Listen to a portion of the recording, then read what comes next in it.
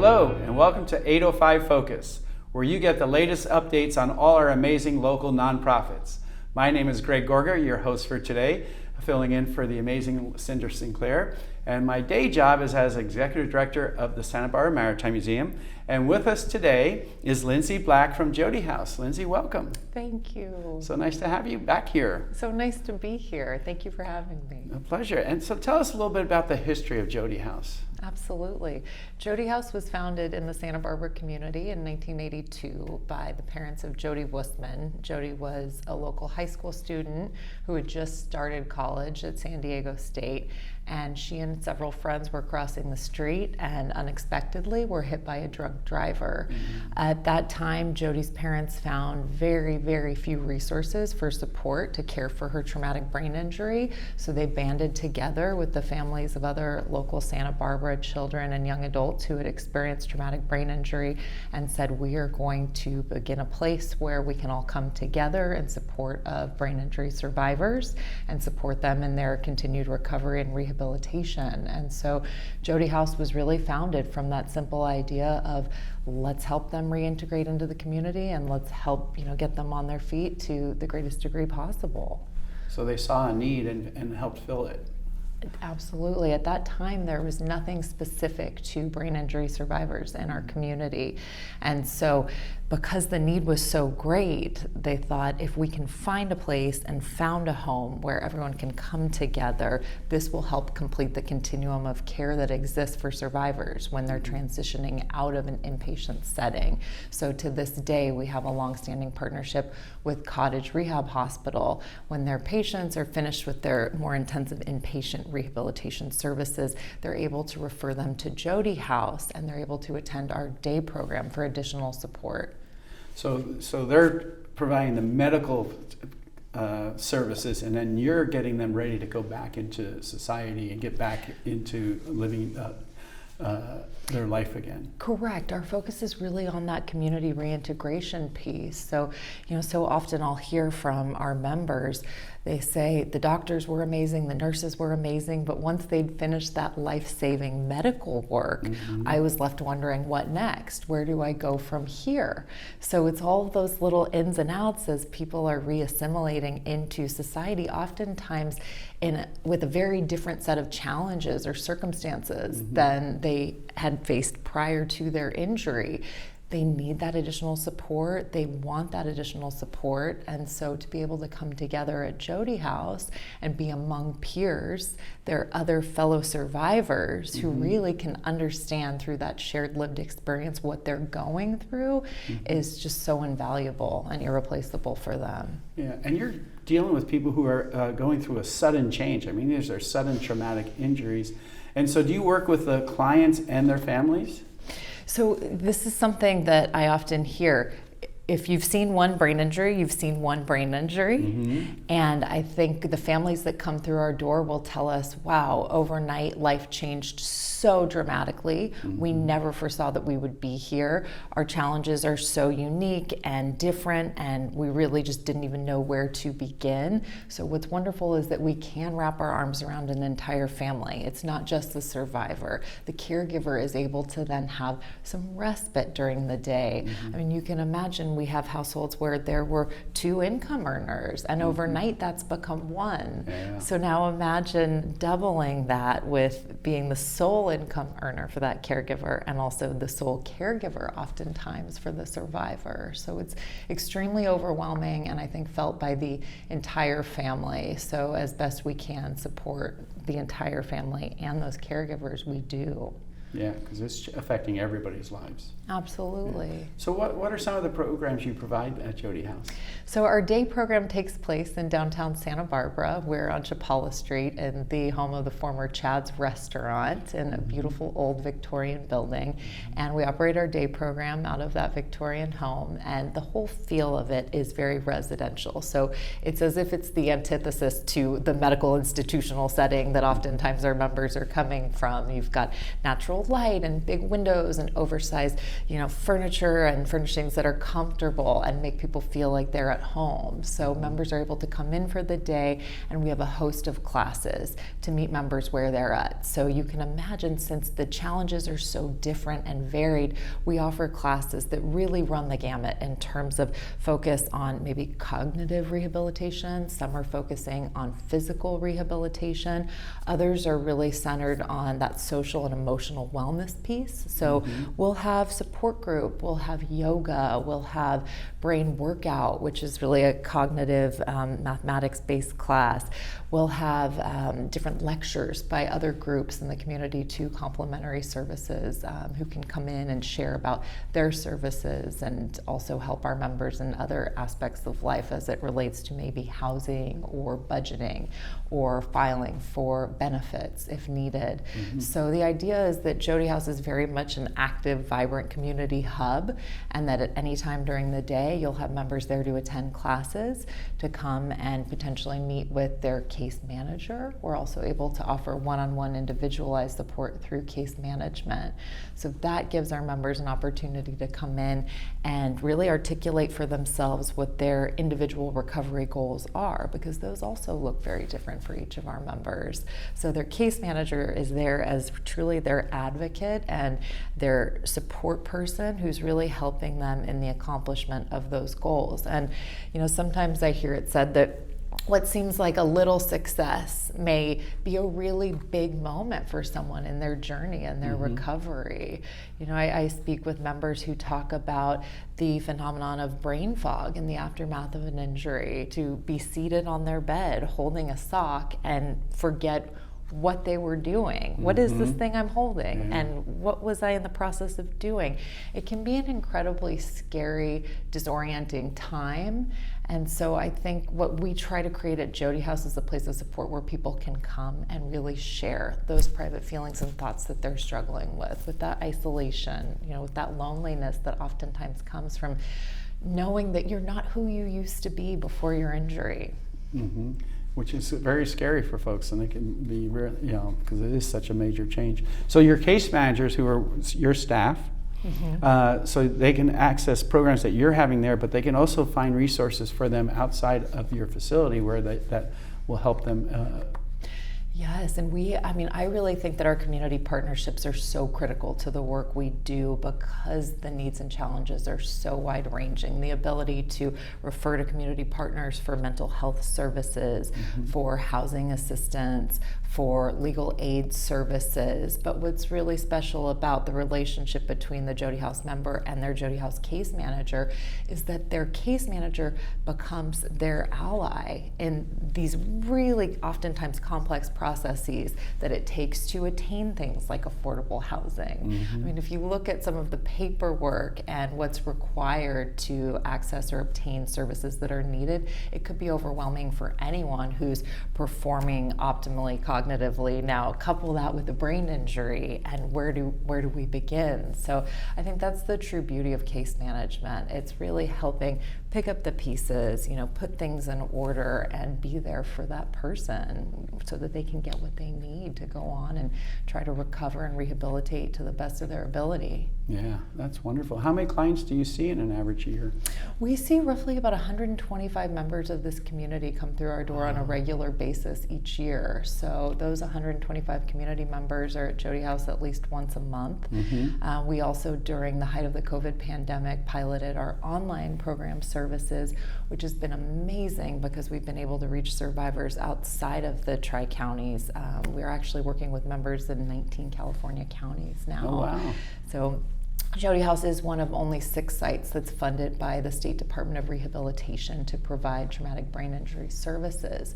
So we are one of 6, and our peer sites, the 5 other sites throughout the state, often are sources of referral for us, and particularly were during the pandemic, because many of them were providing services in inpatient settings where they were no longer able to accept new patients. Oh, wow. So we received so many calls and so many inquiries during the pandemic, and when things resumed, when our in-person operations resumed, we said we can't leave these people without a place to go. So we've continued to build back in person alongside of maintaining our online programs as well. So on any given day at Jodi House, you can hop onto Zoom and you'll see 35 faces of survivors all in a Zoom group or class interacting and having the ability to come together in a virtual space. And that has to be so rewarding when they can work with they see other people like them and can work with each other and socialize with each other.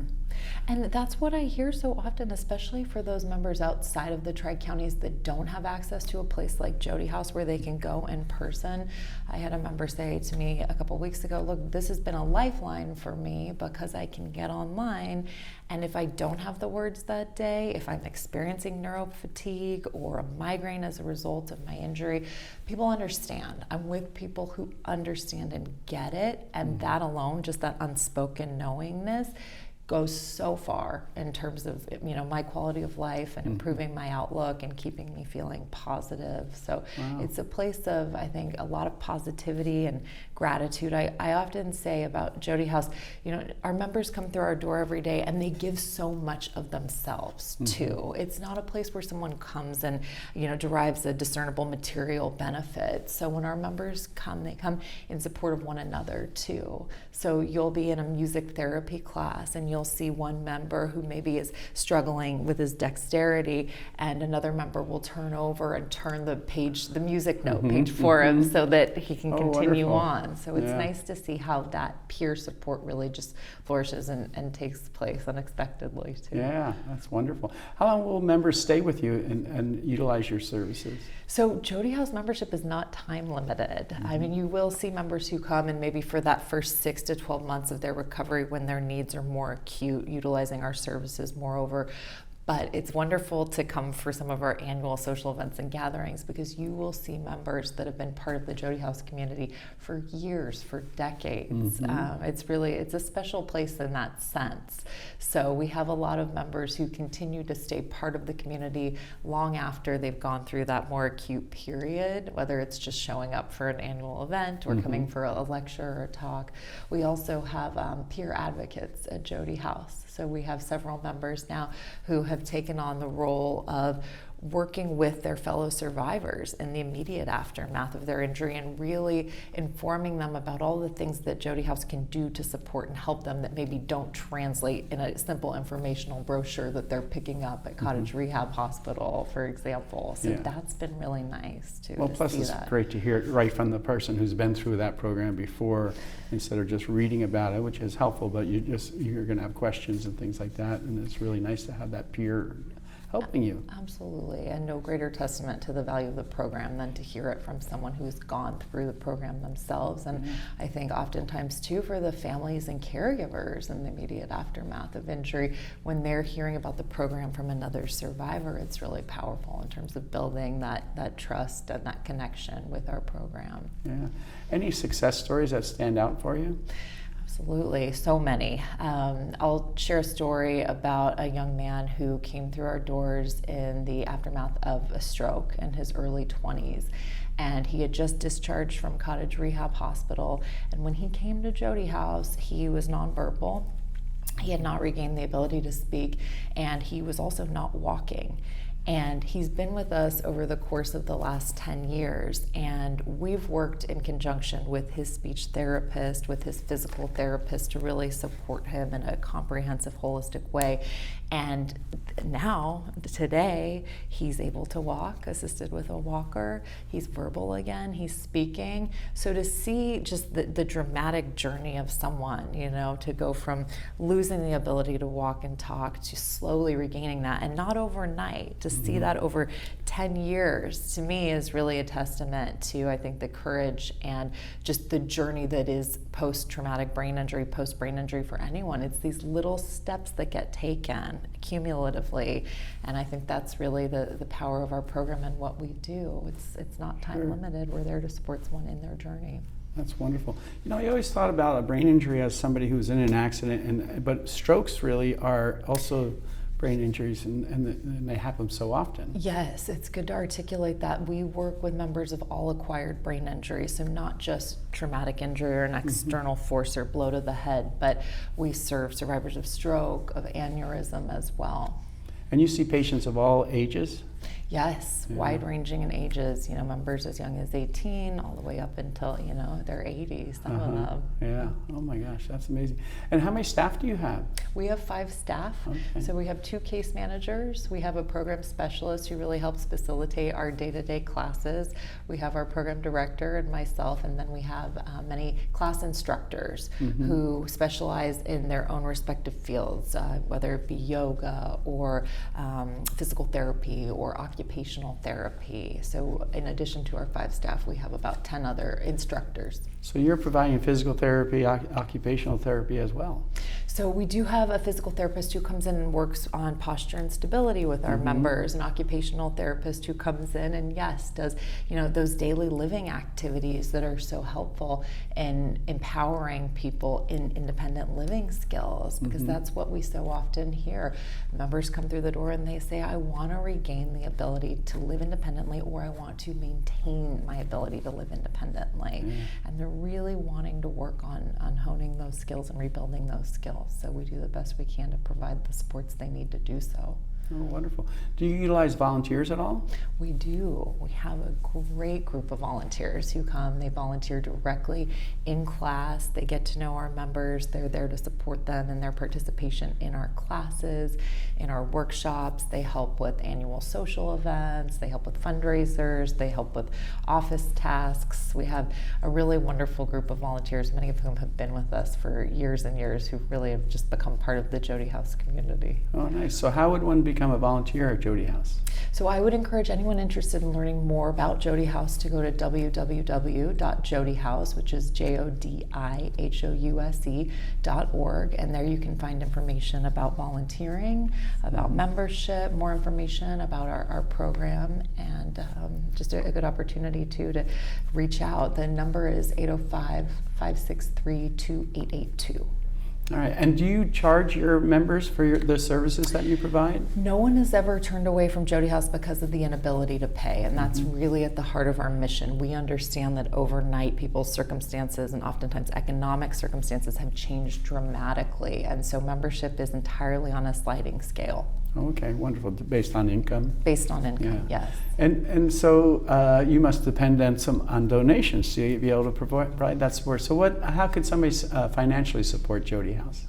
So I would encourage them to visit our website, www.jodihouse.org, or to give us a call, and we are entirely reliant on charitable support. So I have to thank the community, the Santa Barbara community, for their longstanding support of our program. It's really wonderful to hear from so many supporters in the community that they recognize and value and appreciate, kind of the unique focus of our program and just, the gap in services and support that would exist otherwise if we weren't here. So. Yeah. And I always say Santa Barbara is very special, but to know that Jodi House is just one of 6 in the state, we are very fortunate to have Jodi House here in the community, which is really wonderful. Anything you want to add to our audience?